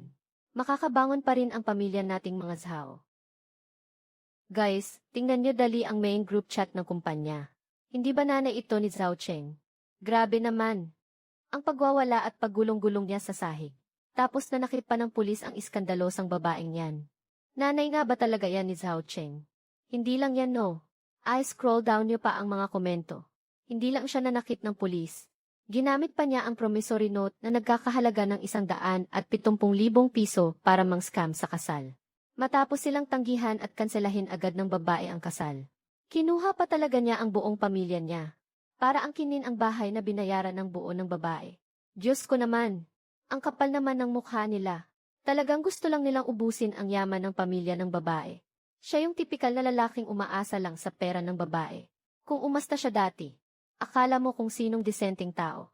Hindi ko akalain na buong pamilya pala niya ay walang hiya. Naku naman, Zhao Cheng, ang tindi rin ng nanay mo ah. Pati pulis pinatulan. Ang pagkakansela ng kasal mo. Sobrang magulo at puno ng iskandalo. Tapos na. Sirang-sira na ang lahat. Ang tungkol sa nanay ko. Paano naman nakarating sa group chat ng kumpanya? Ang pinaghirapan kong imahe bilang isang masipag at mabuting empleyado. Nawala lahat sa isang saglit. Zhao Cheng, pumunta ka nga rito sa opisina ko ngayon din.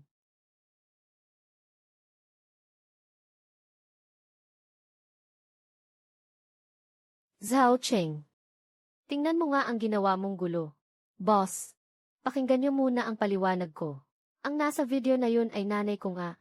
Pero ang buong pangyayari ay hindi totoong tulad ng mga sinasabi sa internet. Hindi po ganoon ang nangyari.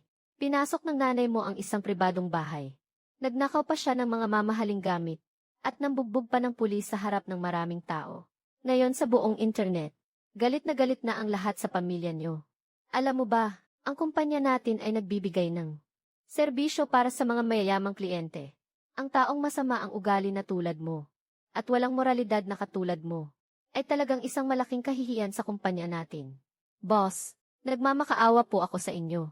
Kailangan ko po talaga ang trabahong ito. Malapit nang ikasal ang kapatid kong babae. At nasa kulungan pa ang nanay ko. Hindi ko kayang mawalan ng kita ngayon. Kasal ng kapatid mo. Pagkakakulong ng nanay mo. Ano namang kinalaman ng kumpanya doon? Tanggal ka na sa trabaho. Pumunta ka na ngayon din sa accounting para makuha ang sahod mo. Kunin mo ang mga gamit mo at lumayas ka rito. Tinanggal ako. Hindi lang ako nawalan ng gatasan na tulad ni Roro. Ngayon pati ang kaisa-isa kong trabaho. Nawala pa sa akin. Paano ko mababayaran ang 80,000 pisong utang na iyon? Guard, pumasok kayo rito at ang taong ito. Kalagkarin niyo palabas dito.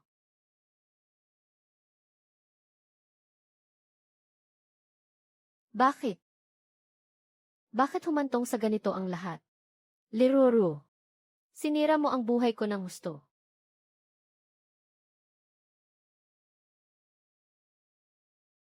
Sa wakas nakuha ko ang malaking proyekto ngayong araw. Sabi pa ng boss ko, ipopromote at tataasan niya ang sweldo ko bukas. Nang iwanan ko ang lintang iyon, gumaan talaga ang pakiramdam ko pati ang hanging nalalanghap ko.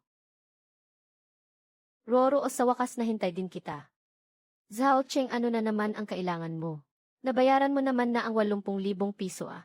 Matagal lang tapos ang sa atin. Roro, nagkamali ako. Alam ko na talaga kung gaano ako nagkamali. Nakulong si mama nitong mga nakaraang araw. Natanggal din ako sa trabaho. Wala nang natira sa akin. Gabi-gabi kitang naiisip. Iniisip ko ang 9 na taon nating relasyon. Roro, patawarin mo na ako, sige na. Basta makipagbalikan ka lang sa akin. Pangako susundin ko na lahat ng gusto mo. Pagkalabas ni mama, hinding-hindi ko na siya papayagang. Tumapak pa sa bahay mo kahit isang hakbang. Kung kailan ka natanggal sa trabaho, at wala nang matakbuhan, saka mo lang naalala ang halaga ko. Hindi pag-ibig yan. Nanghihinayang ka lang. Sa akin na pwedeng gatasan ang buong pamilya mo. Gawing tikhil. Zhao Cheng, ang kapal talaga ng mukha mo. Sobrang nakakadiri ka. Guard, may nanggugulo sa akin dito. Director Lai, ano pong nangyayari dito? Nanggugulo po ba ang taong ito sa inyo? Roro, wag ka namang ganyan. Tingnan mo naman itong mga bulaklak. Ito ang paborito mo. Mga pulang rosas. Ilang kanto pa ang tinakbo ko. Para lang mabili ito.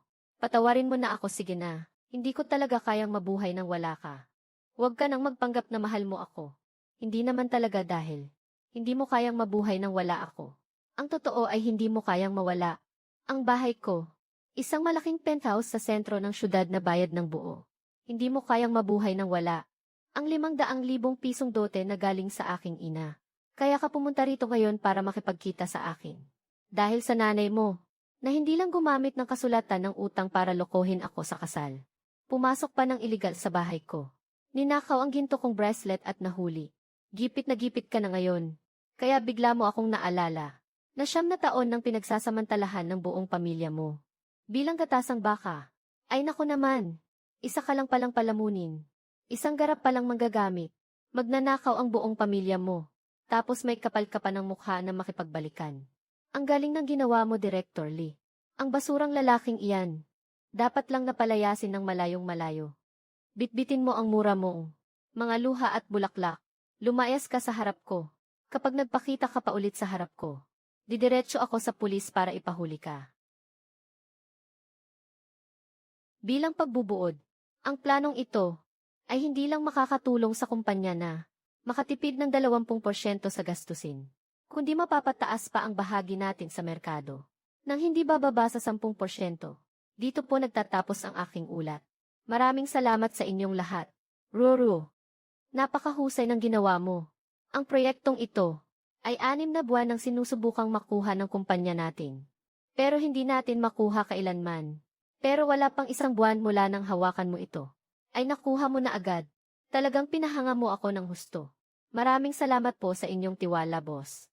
Ito rin ay bunga ng pagtutulungan ng buong koponan. Dahil sa ipinakitang husay ni Liroro. Dahil sa natatanging performance niya sa proyektong ito. At dahil na rin sa kanyang patuloy na galing sa trabaho. Anunsyo ko na simula sa araw na ito. Formal ko nang pino-promote si Liroro bilang bagong marketing director. Dodoblehin ang kanyang sahod. At magkakaroon siya ng bahagi sa profit sharing ng kumpanya bago matapos ang taon. Ang galing mo talaga, Director Lee. Karapat-dapat ka talaga riyan. Ate Roro, ang galing-galing mo talaga. Ikaw talaga ang inspirasyon naming mga kababaihan. Kaya naman pala, kapag ang panahong sinayang mo noon sa isang walang kwentang lalaki, pati na rin ang lahat ng lakas mo, ay ibinuhos mo na lang para sa sarili mo. Ganito pala kalaki ang magiging balik nito. Liroro, tingnan mo nga. Nang iwanan mo ang maling tao, nagsisimula pa lang talaga ang buhay mo. Hindi pag-ibig ang buong mundo ng isang babae. Ang magkapera at magkaroon ng karera. Iyon ang pinakatotoong seguridad sa buhay. Zhao Cheng, dapat talaga akong magpasalamat sa pamilya mo. Dahil hindi mo ako pinakasalan. Ngayong araw na ito, hindi lang ako na-promote at nadagdagan ang sahod. Kundi tuluyan ko na ring natakasan si Zhao Cheng. Ang pesting lalaking iyon. Napakaswerte ko talaga ngayon.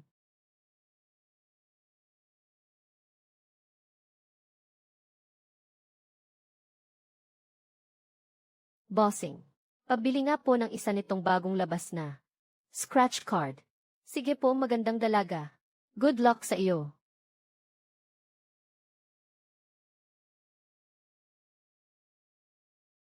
Bossing. Parang, nanalo yata ako. Naku naman. Neng, napakaswerte naman ng kamay mo. Isang kaskas mo lang. 5,000 piso agad ang napanalunan mong premyo. Iha, napakatindi ng swerte mo ngayon. Tiyak na may malaking magandang balita ka, no? Malaking magandang balita. Opo nga po. Ang pinakamagandang balita po ay, sa wakas ay natauhan na ako. At ang mga linta na iyon, ay tuluyan ko nang napalayas sa buhay ko. Roro, tingnan mo, tama ang sinabi ni nanay, di ba? Kapag iniwan mo ang maling tao, hindi lang ang trabaho mo ang lalong gaganda. Pati na rin ang swerte, ay kusang kakatok sa pinto mo. Nay, salamat po. Mula ngayon, ang buhay nating mag-ina, ay tiyak na mas giginhawa pa.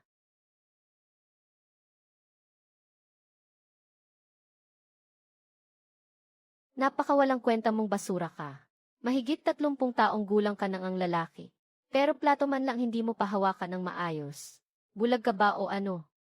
Boss, pasensya na po, pasensya na po. Hindi ko po talaga sinasadya. Biglang nangalay lang po kasi ang kamay ko. Pakiusap po, huwag niyo pong bawasan ang sweldo ko. Inaantay pa po ng pamilya ko ang ilang daang piso na ito. Pangbayad po ng upa sa bahay. Nangalay ang kamay. Ang utak mo yata ang may sira. 10 piso ang halaga ng platong ito. Ibabawas ko yan sa sweldo mo ngayon. Kung hindi lang kita kinaawaan, walang kukuha sa katulad mo. Sikat na sikat sa internet dahil sa kahihiyan. At may bad record na oportunistang galing sa hirap. Akala mo ba talaga sa sarili mo ay isa ka pa rin? Empleyadong nag-opisina. Bumalik ka na nga sa pagtatrabaho dyan. Kung iisipin ko noon, nakaupo rin ako sa isang mamahaling gusali ng opisina.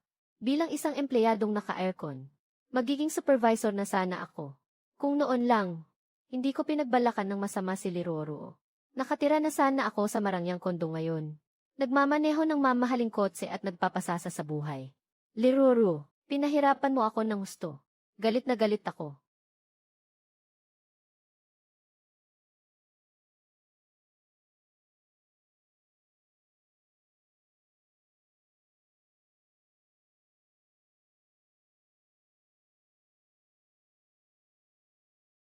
Aba, itong malaking karton, maibebenta ko to ng kahit 1 piso. Matandang hukluban. Bitiwan mo yan. Teritoryo ko to. Ako ang unang nakakita sa karton na to. Manigas ka. Hawak ko na to. Kaya akin to. Sino ka ba sa akala mo para agawin ang pag-aari ko? Aray ko. Puy. Akala mo kung sino. Akala mo naman donya pa rin siya. Wala nang hustisya sa mundong to. Kahit ang mga basurero. Inaapi na ako na isang matandang babae. Ayoko nang mabuhay. Kasalanan tong lahat ni Liroro. Ang buwisit na babaeng iyon. Kung hindi niya ako ipinakulong sa pulis. Kung hindi niya kami pinilit na magbayad ng danyos. Paano ako hahantong sa ganitong kalagayan ngayon? Ang marangyang kondo ko. Liroro, mamatay ka sana sa hirap.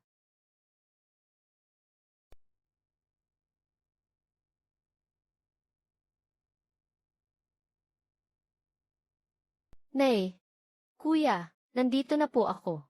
Labas na kayo riyan. Ipakikilala ko sa inyo. Ito po ang boyfriend ko. Zuyan.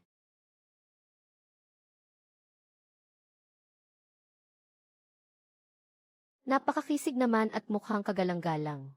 Tuloy po kayo, tuloy po kayo. Pasensya na po, medyo magulo ang bahay. Simple lang ang pamumuhay namin. Sana huwag mong mamasamain. Magandang araw po tita. Magandang araw po kuya. Ikinagagalak ko po kayong makilala. Hindi ko po alam kung ano ang gusto ninyo.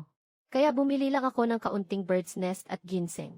Simpleng regalo ko lang po sa inyo. Grabe. Ang sosyal ng balot. At ang bigat pa nito. Itong mga kahon na ito. Siguradong nagkakahalaga ito ng libo-libong piso. Itong si Juan Juan ngayon. Nakabingwit talaga ng mayamang jowa. Ang pamilya Zhao natin. 3 taon ding nagtiis sa bulok na lugar na ito. Sa wakas ay makakaahon na rin tayo. Nay. Kuya, may sasabihin ako sa inyo. Ang pamilya ni Zuyan ay may malaking negosyo ng mga construction materials. Ang yaman-yaman talaga nila. Kaya sadya siyang pumunta rito ngayon. Dahil gusto niyang makipag-usap sa inyo.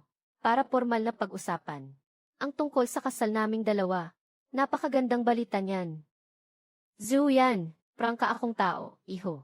Hindi ako mahilig magpaligoy-ligoy. Ang aming si Juan Juan ay pinalaking may dangal at malinis ang puri. At dalagang-dalaga pa talaga. Bata pa lang siya, alaga na namin ang kuya niya. Na parang ginto kong pinalaki. Na hindi man lang pinaranas magbanat ng buto. Pering Zuyan, at dahil naman maganda ang katayuan ng pamilya niyo, magpakatapatan na tayo. Ang patakaran dito sa amin, para sa isang katulad ni Juan Juan na may magandang katayuan, dapat hindi bababa sa 300,000 piso ang dote. Bukod pa sa 300,000 pisong cash. Kailangan niyo ring bumili sa gitna ng lungsod, ng isang fully paid na bahay, na may sukat na hindi bababa sa 100 metro kwadrado ang laki. At sa titulo ng ari-arian, dapat ay nakasulat din ang pangalan ni Juan Juan. Pagkatapos ng lahat, hindi namin hahayaang ang kapatid ko ay magdusa kapag naikasal na. Tama naman ako, di ba? Isang pamilya ng mga patay gutom. Ang kakapal ng mukhang humingi ng napakalaki. Akala ba talaga nila ay exim ako? Kuya, tita, naiintindihan ko po ng lubos ang mga gusto nyo. Kuya, tita, wag na po kayong mag-alala. Ang pera, para sa pamilya namin, ay hinding-hindi magiging problema, basta sumama sa akin si Juan Juan. Ipinapangako kong bibigyan ko siya ng isang napakarangya, at ingranding kasal na pag-uusapan ng buong lungsod. 300,000 pisong dote, walang bawas kahit 1 sentimo. Isang fully paid na malaking apartment sa gitna ng lungsod. Bukas na bukas ay isasama ko si Juan Juan para tumingin ng mga ari-arian. At ipapangalan ko agad ito sa kanya lang. Ang pamilya ko ay hinding-hindi hahayaan si Juan Juan na makaranas ng kahit kaunting hirap. Mahal ko, napakabuti mo talaga sa akin. Loko ka talaga. Bakit ka pa nahihiya sa akin? Sinabi ko na sa'yo, nabibigyan kita ng magandang buhay at hindi kita hahayaang magtiis kahit kaunti. Nandito na ako ngayon para sa'yo. Kaya hindi mo na kailangang mag-alala sa kahit ano. Sa wakas ay naawa rin ang langit. Ginabayan talaga tayo ng ating mga ninuno.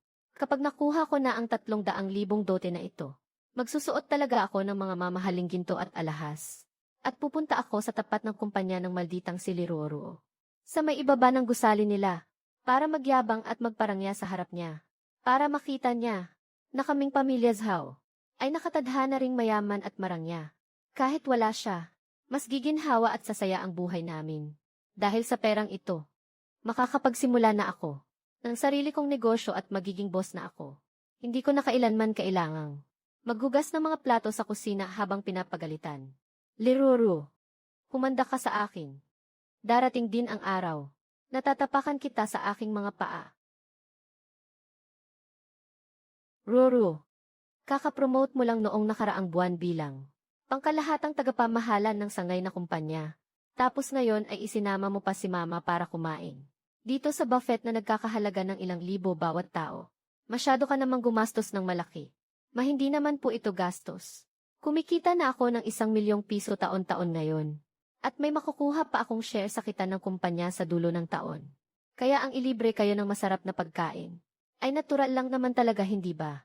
Saka isa pa, kung hindi dahil sa inyo noon, nagumising sa akin sa katotohanan. Sigurado ay naghihirap pa rin ako kung saan-saan ngayon. Dito sa 5 bituing hotel na ito. Bakit parang may nanggugulo at nagwawala doon? Malamang ay may pamilya na naman, na nag-aaway habang nagpapakasal.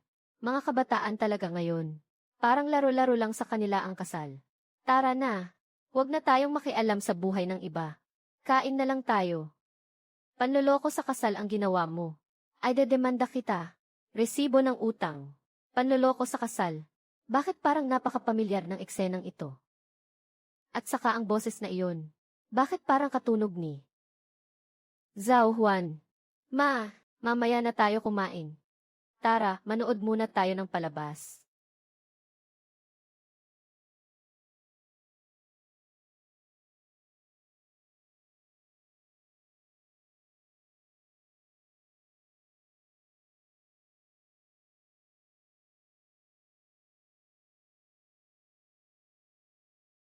Diyos ko, si Zhao Juan nga talaga ito. Yung nanuro sa mukha ko noon. At tinawag akong second hand na hipag ko noon. Ruru, tingnan mo dali. Hindi ba sila yung pamilya noon? Na mga walang hiya talaga. Ito nga talaga ang tinatawag na. Maliit talaga ang mundo para sa mga magkakaaway. Zuyan, sinungaling ka. Paano mo nakuha noon? Namangako kay nanay. At sa kuya ko. Sinabi mong 300,000 para sa dowry. Walang bawas kahit 1 sentimo. Bayad ng buo sa gitna ng syudad. At malaking apartment na nakapangalan sa akin. Pero ano ngayon? Ang lakas ng loob mong magbigay ng 5 kasulatan ng utang. Para lang lokohin ako. Panloloko sa kasal ang ginawa mo. Ay dedemanda kita sa korte. Ay dedemanda mo ako, edi magdemanda ka. Nakasulat sa papel. At malinaw na akong si Zuyan ay may utang sa iyo, Zhao Juan, na 300,000 dote. Nababayaran ko sa loob ng 20 taon. Hindi ko naman sinabing hindi ko ibibigay. Paano naging panloloko sa kasal to? Siraulo ka ba anong 20 taon? Ano ang tingin mo sa aming pamilyang Zhao?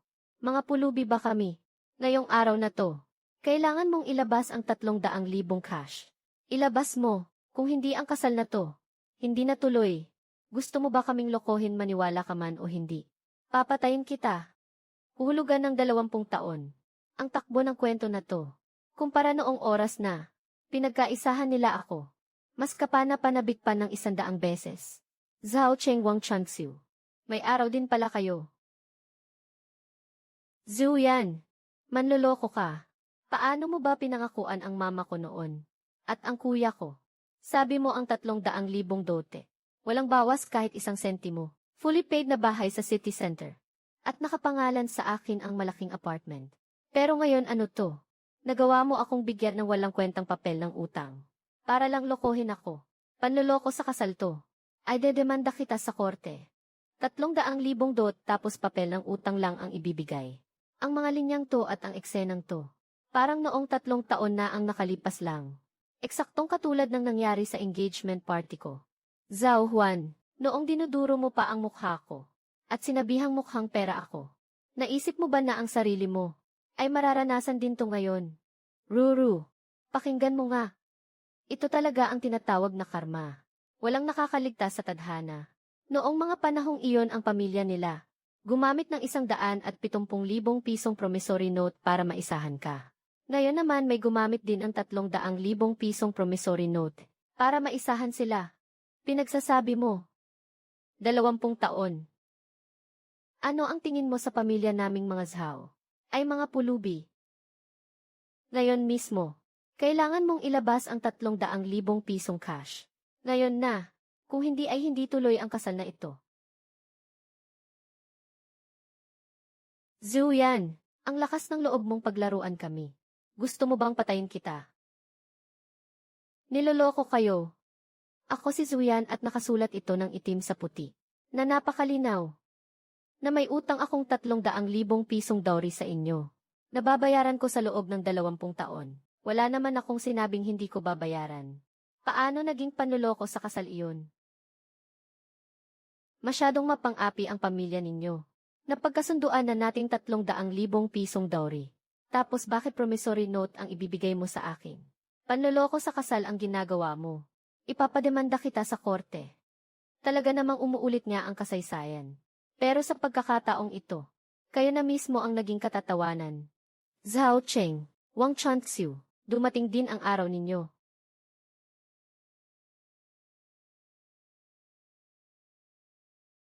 Promissory note. Ano naman ang masama sa promissory note? Nakasulat naman ito ng malinaw at itim sa puti. Wala naman akong sinabing tatakbuhan ko ang utang ko. Nagbigay ka ng promissory note na 300,000 piso. Nahuhulugan sa loob ng 20 taon. Tapos sasabihin mo pang hindi iyon panloloko sa kasal. Tingin mo ba sa akin kaisauhuan?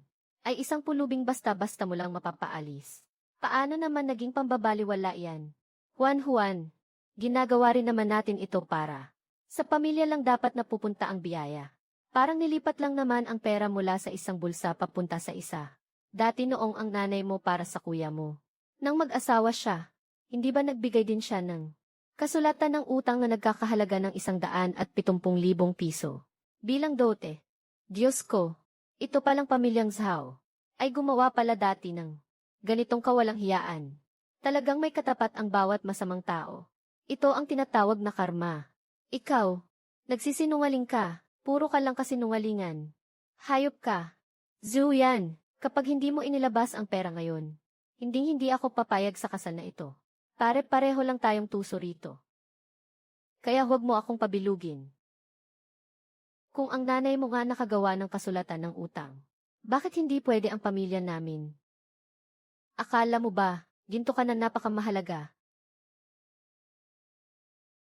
Zhu Yan, niloko mo ako. Napakasinungaling mo. Sinabi mo pa naman na ang pamilya mo ay may negosyo. Nangako ka pa ngang ibibigay mo sa akin ang dote na 300,000 piso at isang bahay sa gitna ng lungsod na bayad na ng buo. Noong magkasintahan pa lang tayo. Sino ba ang laging nangangako sa akin araw-araw at nagsasabi na ikaw Zhao Juan ay hindi magiging ganoong klaseng babaeng mukhang pera? Sino ang paulit-ulit na nagsasabi na basta ako na si Zuyan ay mabuti sa iyo? Kahit walang bahay, ay handa ka pa ring buong puso na magpakasal sa akin. Hindi ba ganito rin ang nangyari noon? Zhao Juan, noong engagement party natin. Dinuro-duro mo pa ako at pinagmumura. Nung sinabihan mo akong mukhang pera, naalala mo pa ba yung sinabi mo? Zhao Juan, kung umasta ka noon akala mo napakabuti mong tao nung sinabi mo. Hindi nabibili ng pera ang tunay na pagmamahal. Pero ngayong ikaw na ang nasasaktan. Ramdam mo na ang sakit, di ba? Hindi ba't ngayon? Mabuti naman ang trato ko sa'yo. Ako si Zuyan. Dito mismo. Sa harap ng lahat ng pamilya at mga kaibigan natin. Nangangako na hindi ako magtataksil sa'yo kailanman. Ibibigay ko ang buong puso ko sa'yo. Aalagaan ko si Zhao Juan at ang anak sa tiyan niya. At gagawin ko ang lahat para maging pinakamabuting asawa. Na hindi mo na mahahanap sa kahit kanino. At isang mabuting ama, hindi pa ba sapat na patunay yan ng pagiging tapat ko sa'yo? Zhao Juan, mahalaga ang oras ng lahat ng tao dito. Kaya huling beses ko na itong itatanong sa'yo. Itong kasal ba natin ngayon, itutuloy mo pa ba o hindi na?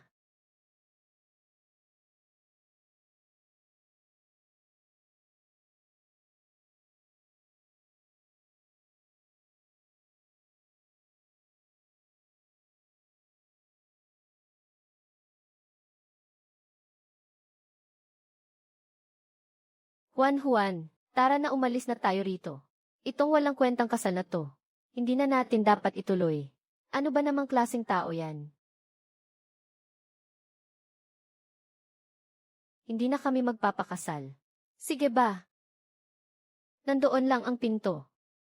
Malaya kayong lumayas kahit kailan nyo gusto. Pero, Zhao Juan, kailangan mong pag-isipang mabuti ang bagay na to. Buntis ka na at dinadala mo ang anak ko. At pagkatapos ng 2 buwan, lalaki na ang tiyan mo at mahahalata ka na. Kapag hindi ka nagpakasal sa akin, sa tingin mo ba may iba pang magkakagusto sa'yo? Itong mga gamit na. Gamit na. Buntis ka na nga, sino pa ang kukuha sa iyo? Iyan kaya ang mismong sinabi mo. Noong dinuduro mo ang mukha ko habang sinisigawan ako. Zhao Juan, Itong boomerang ng tadhana, na tumama mismo sa gitna ng noo mo. Masakit ba? Di ba ikaw mismo ang nagsabi niyan? Yung mga lalaking nagbibigay ng 100,000 o 200,000 para sa dote, ay nagagawa pa ring magtaksil. Ang isang napakabuting lalaki na tulad ko, ayaw mong pakasalan. Marami pang ibang babae ang nakapila, na gustong magpakasal sa akin. Tama ang sinabi niya. 3 buwan na akong buntis. Kung urong ako sa kasal ngayon, paano pa ako haharap sa mga tao? Sino pa ang kukuha sa isang babaeng nagdadalang tao sa anak ng ibang lalaki? Juan, makinig ka sa payo ng mama mo. Kahit na walang kwenta itong si Zuyan. Pero kahit papaano may negosyo naman ang pamilya nila. Mayaman pa rin sila kahit anong mangyari. Malaki na ang tiyan mo ngayon. Kung urong ka talaga sa kasal, ang reputasyon ng pamilya Zhao natin. Saan pa natin isusuot ang mukha natin? Nga Juan, wala ka ng atrasan ngayon. Magpakasal ka muna. Kapag nanganak ka na, saka natin siya dahan-dahang singilin.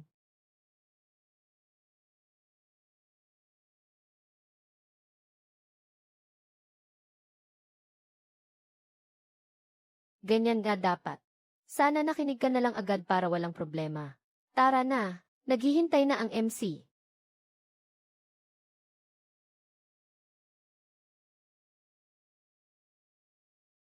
Sige, ipagpatuloy na natin. Para sa bride at groom. Magpalitan na ng sing-sing. Anong klaseng kasal ito? Para lang itong pagpunta sa bitayan. Sinabi mo pa, sa pagkakataong ito ang pamilya Zhao ay talagang napahiya ng husto. Naloko sa kasal gamit ang papel ng utang. At wala silang magawa kundi tanggapin na lang ito. Buti nga sa kanila. Ito ang napala mo dahil sa tinatawag mong reputasyon at mga pakana. Ang kinahinatnan ng pagbaba ng pamantayan mo, ang mapait na alak na ito, ay ikaw lang ang kailangan mong lunukin ng mag-isa. Naku, tingnan mo ang pamilya Zhao. Ang matandang babaeng iyon, namumutla na sa hiya at galit. Noong una gumamit sila ng 170,000 pisong papel ng utang para lokohin ang mayamang babaeng iyon. Ngayon naman sila ang gamit ang 300,000 pisong papel ng utang. Naloko ang kanilang anak na babae. Ano ang tawag dito? Ito ang tinatawag na karma. Sinabi mo pa, 300,000 piso na babayaran sa loob ng 20 taon. 15,000 lang kada taon. At akala talaga nila na ang anak nilang babae ay parang ginto.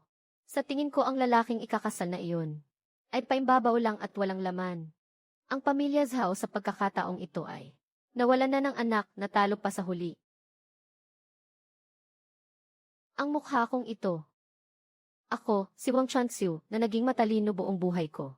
Bakit ako humantong sa ganito ngayon? Sa ganitong sitwasyon ngayon? Ayoko nang mabuhay. Kayo, magsitahimik kayo. Ang pamilya Zhao namin ay hindi natalo.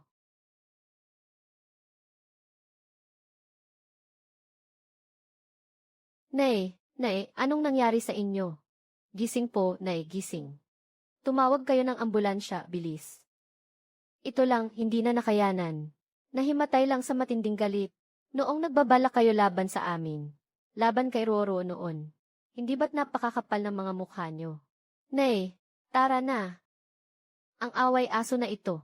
Sapat na ang napanood nating teleserye. Kain na lang tayo ng masarap na seafood.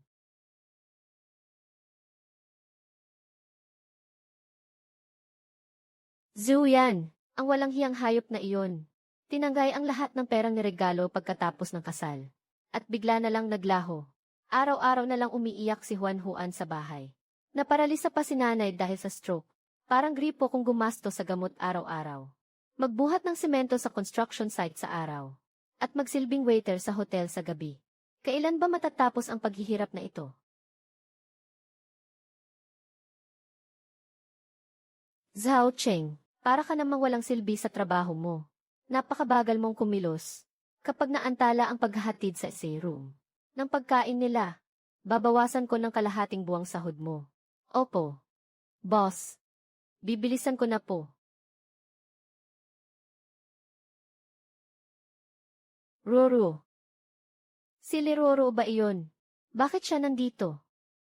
Paano siya naging Ganyan kayaman.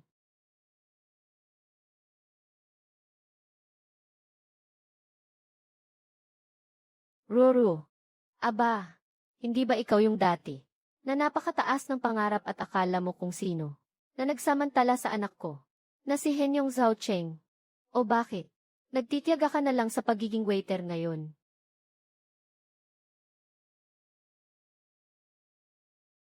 3 taon na. Kung nabuntis talaga siya noon, nagtatatakbo na sana ang bata ngayon. Pero sa itsura niya ngayon, mukha ba siyang nanganak na babae? Posible kayang. Ruru. Ikaw, pinalaglag mo ba ang anak natin? 3 taon na. Nakatira pa rin siya sa sarili niyang mundong gawa sa kasinungalingan. Akalain mong iniisip niya pa rin na dahil buntis ako noon, kaya nakuha nilang kontrolin ang buhay ko. Ang takbo ng utak ng lalaking ito. Grabe, nakakagigil sa sobrang katangahan. Zhao Cheng, nabaliw ka na ba sa kakasilbi ng pagkain? Puro tubig kanal ba ang laman ng utak mo? Masyado kang ilusyonado. Ikaw, anong ibig mong sabihin? Noon sa engagement party natin. Malinaw naman na. Noon sa engagement party natin. Hawak ko ang mikropono. Sa harap ng lahat ng kamag-anak natin. At malinaw kong sinabi. Sa buong pamilya mo. Nasimulat sa pool pa lang. Ay walang bata. Hindi ka ba nakakaintindi ng salita ng tao? Walang bata. Simula umpisa hanggang dulo walang bata. Kung ganoon ang buong pamilya namin, para saan ba talaga ang mga pakana natin noon?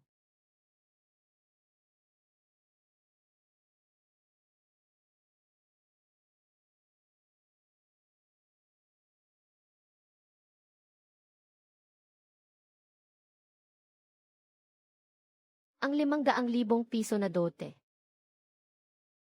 Ang malaking apartment sa sentro ng lungsod na bayad na ng buo. Dapat sa akin lahat iyon. Sa akin dapat ang lahat ng iyon. Kung sana lang noon, hindi ako naniwala sa mga sinabi ni nanay. At ibinigay ko ang totoong 180,000 pisong dote. Sana ngayon, nakaupo ako sa isang mamahaling penthouse. Doon sa malambot na sopa. Habang umiinom ng mamahaling alak, hindi tulad ngayon na naghahatid ng plato rito. At minamaliit lang ng ibang tao. Nagkamali talaga ako. Ruru, nagsisisi na ako. Noong una, akala ko ikaw ang pinakamalaking kamalasan sa buhay ko. Pero ngayon ko lang na-realize na isa ka lang palang hamak na tuntungan sa buhay ko. At yang pagsisisi mo, para sa akin, ay walang kwenta. Ang tanga mo talaga. Simpleng plato lang hindi mo pa mahawakan ng maayos. Tanggal ka na sa trabaho, kaya lumayas ka na rito. Ma, tara na. Napakadumi ng hangin dito.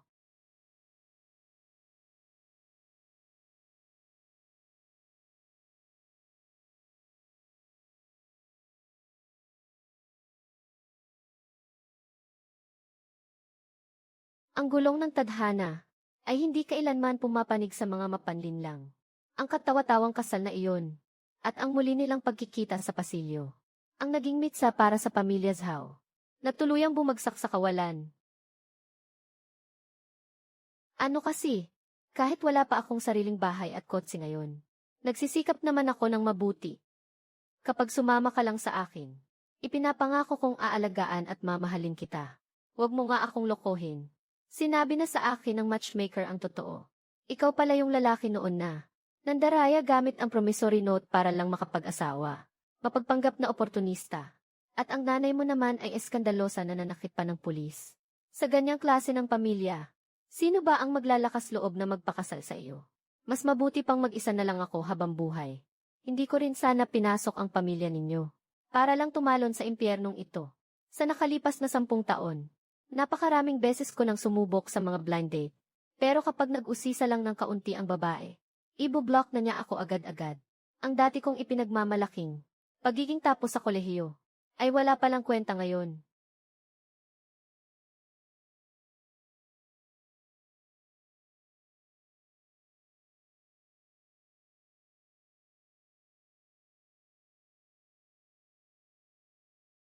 Ruru, Patawarin mo ako. Nagkamali talaga ako. Nasaan ang pera? Ibigay mo sa akin ang pera. Malas ako sa sugal ngayon. Kailangan ko pang bumawi. Zuyan, tigilan mo na ang pagsusugal. Wala na ang pambili ng gatas ang anak natin. Simot na ang pera natin. Niloko mo ako noon na may 300,000 dot ka. Nagsinungaling ka pang fully paid na ang bahay natin. Pero ngayon puro kain-inom at sugal lang ang alam mo. Paano pa tayo mabubuhay ng ganyan? Noong buntis ka pa makapal talaga ang mukha mo. Napilitin akong pakasalan ka. Isang segunda mano lang naman. Dapat nga magpasalamat ka pa at tinanggap pa kita. Iyak ka ng iyak. Wala ka nang alam kundi umiyak. Sasabihin ko sa iyo. Zhao Huan, alagaan mo ng mabuti ang katawan mo. Para bigyan mo ako ng malusog na lalaking apo. Kapag hindi ka nanganak ng lalaki, lumayas ka rito. Karma. Ito na ang karma ko. Noong itinuturo ko pa ang ilong ni Liroro, at sinabihan siyang mukhang pera. Sinabi ko pang basta ang lalaki ay mabait sa akin ay sapat na. Ngayon ko lang naintindihan na ang lalaking walang pera at paninindigan. At puro kasinungalingan lang ang alam. Sising-sisi talaga ako. Xiao Cheng. Xiao Cheng anak. Nakatae si mama sa salawal. Pakipalitan naman ako.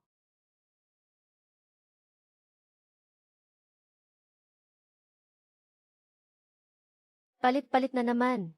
Wala ka ng ibang ginawa kundi tumay araw-araw. Buong araw na nga ako sa labas. Naghahain ng pagkain habang tinitiis ang late. Tapos pag-uwi ko sa gabi. Kailangan pa kitang pagsilbihan. Ikaw na matandang walang silbi. Kasalanan mo ang lahat ng ito.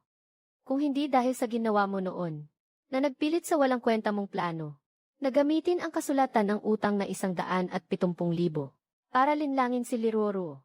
Paano ako hahantong sa ganitong kalagayan ngayon? Ang 500,000 pisong dot ko, ang malaking apartment ko, lahat sinira mo na matanda ka. Naging tuso at mapanuri ako buong buhay ko. Nangarap akong makuha ang lahat ng walang nilalabas na puhunan. Pero ang nangyari ay ang sarili kong anak na lalaki at babae ay pareho kong itinulak sa nagbabagang apoy. At pati ang sarili ko ay humantong sa buhay na mas masahol pa sa kamatayan. Diyos ko po. Nagkamali ako.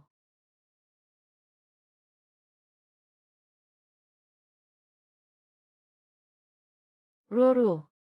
Ang bilis talaga ng takbo ng oras. Sa isang kurap lang, hindi ka lang naging presidente ng rehiyon, kundi nakapagtatag ka pa ng sarili mong tatak. Ngayon pati ang tirahan natin sa gitna ng lungsod, na malaking apartment, ay napalitan na natin ng isang malaking villa. Ma, utang ko po ito sa inyo noon.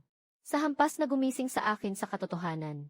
Kung hindi dahil sa paggamit ninyo sa 500,000 pisong dote, at sa peking pagbubuntis, para subukin ang pamilya ni Zhao Cheng, at makita ang tunay nilang kulay. Baka hanggang ngayon ay nandoon pa rin ako sa putikang iyon at nahihirapan. Tama ka dyan. Ang pagbitaw habang maaga pa. Ang pinakamatalinong magagawa ng isang babae.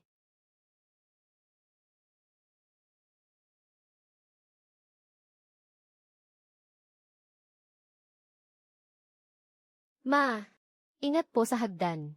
Maligayang pagdating sa bago nating bahay. Salamat. Napakaganda ng bahay na ito. Mas presko pa ang hangin dito kumpara noon. Ma, ang lahat ng magulo at nakalalasong mga tao at pangyayari noon ay matagal na nating iniwan sa nakaraan. Mula ngayon, sisiguraduhin kong kayo ay makararanas ng mas maginhawang buhay.